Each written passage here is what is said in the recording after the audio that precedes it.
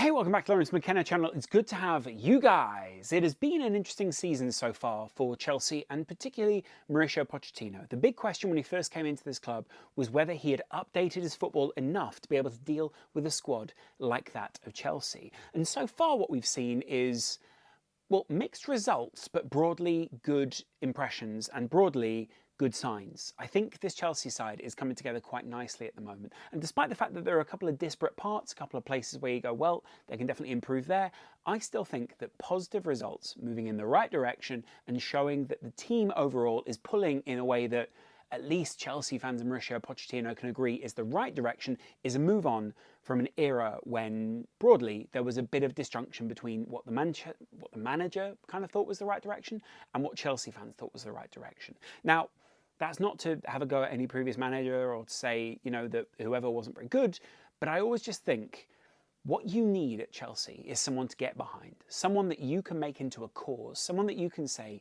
that guy is our guy. And weirdly, when Poch first came in, despite the fact that, I did it on my own channel, I added everything up, he broadly presented as a Chelsea manager, and I mean a good Chelsea manager, not one of those questionable ones.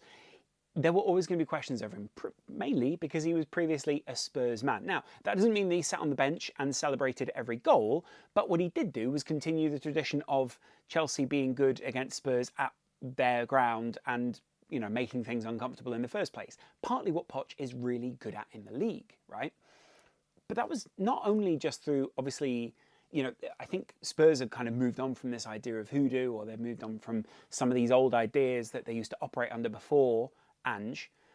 I know there are going to be some people out there saying that, hey, some of those ideas still apply, and some of them probably still do. There's probably still an element of doubt which exists under this new layer of confidence, and to an extent, easy come, easy go in terms of the confidence that Spurs have right now. But even then, you can see that Chelsea went in there knowing what it was that they needed to do, and originally it got under their skin a little bit. They knew that they had to go out there and fight. They knew that they had to put a stamp on the game that initially they were unable to do. Spurs were by far getting the better of this team, and the red card wasn't the great leveller in this match. We knew that Chelsea were going to play their way into it. We knew that they were going to play slightly more conservatively, especially against a side such as Spurs that's basically going for the top of the league anyway. I think the issues come less on a systemic basis and more on an individual basis for what Chelsea have at the moment. I know they've spent over £1 billion. I know that they've run through managers. Broadly, they've got a lot of promise for the next 5 to 10 years.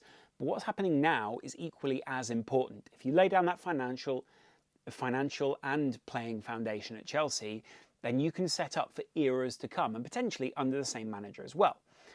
For me, the midfield still lacks a little bit of there is still a way that you can play through it. There is still a way that you can drive through it. There is still a way that they don't feel as formidable as they need to feel. I get it, maybe a lot more midfields now are quite passive, or they win the ball back. There isn't necessarily a ball winner and someone who then goes out there and is the playmaker, though broadly the average positions kind of indicate that there is that in that Chelsea team, with Enzo, Caicedo behind the Gallagher, even though Gallagher sometimes plays a little bit deeper.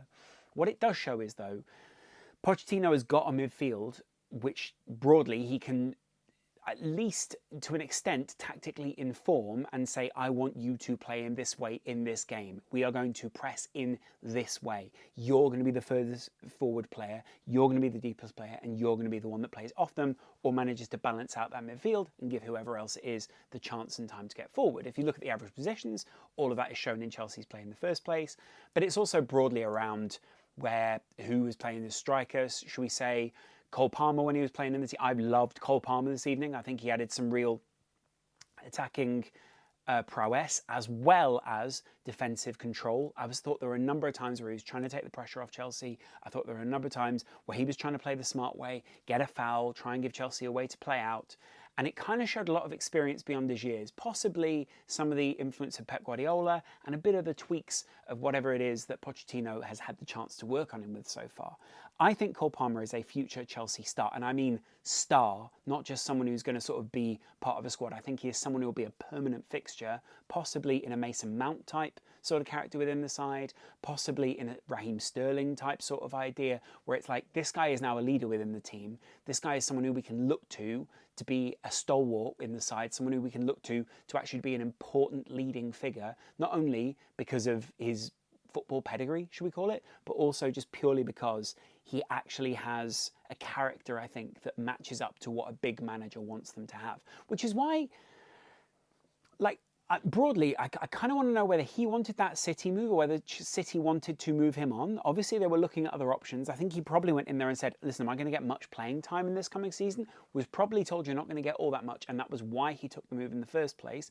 Not that he wasn't wanted at City, but that he wanted to play. And therefore, going to Chelsea is also kind of rating yourself, right? Like, if you're going from City to Chelsea, that's not all that much of a jump down. Some other people might take a jump down to a Forest or someone who's maybe potential just above the relegation zone or even potential relegation fodder just to solidify their position. Chelsea took a bit of a gamble on him, even though it was a calculated gamble. I think it was a well-taken gamble as well, and they probably knew what they were getting themselves in for. But it's paying off already. Like, they've already got someone who's tactically adaptable, someone who reads the game really well, someone who's fitting in with his teammates really brilliantly, to be honest, and someone who is able to be a Pochettino proxy or surrogate out on the field. And I think that's exactly what Pochettino thrives on. Within this side, he wants people who are game managers in the way that he is a game manager. He doesn't necessarily want it to be that traditional kind of, I mean, you know, there are obviously traditional parallels between him and other Chelsea managers in his machismo and his bravado, but there's also other elements which are very Pochettino. Now, I mentioned it earlier, and I'll mention it again. There are a lot of people who doubted whether he could upgrade his tactics from the time he was at Spurs. Not me. I thought he could come in and do great things. But there are a lot of people who sort of went, oh, but he plays this way or he plays that way. It's like, mate, that's 5 years ago in the Premier League. Managers update their playbook all the time. Managers are going around and looking at what other managers are doing, looking at what they can do differently, looking at the pieces that they can implement, probably keeping a small notebook of all the different pieces that you can put into your new side. This isn't the same as old management where it was like, this guy plays this way and that's the only way that he knows how. Broadly, we're looking at a Pochettino who's able to very easily keep up with other managers, very easily slot into the Premier League again.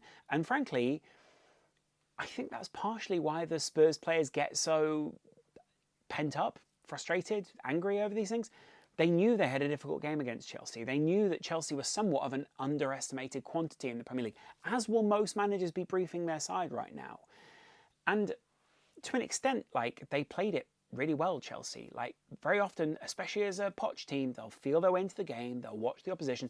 Very often that's the time for the opposition to strike. You've seen big teams do it as well. They managed to try to keep it level for a while. I mean, I know that Spurs scored early on, but it seems as if those kind of things don't really faze this Chelsea team at this point. It's just sort of like, cool, let's get going and see what can happen. I think the Nicholas Jackson hat-trick is a slightly misleading, should we say, stat, because all of them were scored in the half when they were basically just doing sprints against the back line. And weirdly, Spurs played this like stupidly high back line the whole time, like absolutely no need to do that in the first place. And then on top of that, like, why in the first place would you put yourself in a position to do that? Like, surely to break, I get there was the 2-2 at one point, but like, it wasn't really 2-2. Do you know what I mean?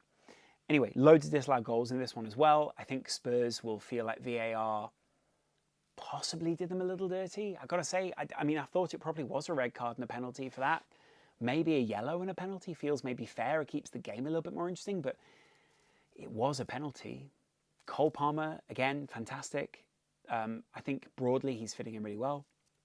Nicholas Jackson, I would love to see him challenged by someone such as Armando Broja, or just another striker coming in. If they don't like him, I think he should go out in January, at least on loan, or possibly be sold, and just have an opportunity to go out there and do something different. He was huge at Southampton. I think he's got the potential to be huge for another team. And maybe he's not a Poch type player. Maybe he doesn't have the mobility or he does have the mobility, and that's what I'm trying to work out. It's just his injury record at the moment for Armando that he needs to fix. And that, I know, is a big thing for a lot of players at Chelsea at the moment. Like, that injury list is still going higher and higher and higher. Having said that, I think they're coping quite well. I think a lot of people are overlooking the fact that at this point in the season, Chelsea have had a lot of injuries. They've had a lot of players out. There are a lot of high-quality players out. And they've not even played the most difficult run yet. This is the beginning of that difficult run. It was meant to go Spurs, City, was it Brighton or Man United are in there as well? I think Everton are at the end of that run. I think they've got Newcastle next as well. So there's a lot of difficult, basically running up to mid-December is an absolute gauntlet for Chelsea. And in this time, they've basically got to go out there, get the results, probably build on this Spurs result. The next result is a massive one. If you can put in some sort of a statement performance against City, if you can do something which feels a little bit, oh, these guys are kind of arrived now, oh, they're working their way up the table, or they're taking points off top teams, maybe there's something there. And starting off against Spurs, bursting their bubble, getting that first loss in the Premier League for Ange Postecoglou, getting that first loss this season at home for Spurs, reminding them of what it is that Chelsea stand for and in opposition to Spurs. I think all these things are really important to Chelsea fans, and it's only going to serve them in bonding with Poch and everyone else. I think we're right to back him. I think he's a fantastic manager in the first place, and I think he's doing well with kind of bit parts at the moment and playing their way into it. Broadly, good. But broadly, too easy. Probably not an indicator of things to come, but a good confidence boost. Let me know in the comments below what you guys think, and I'll chat to you again in a little while. Much love. Bye.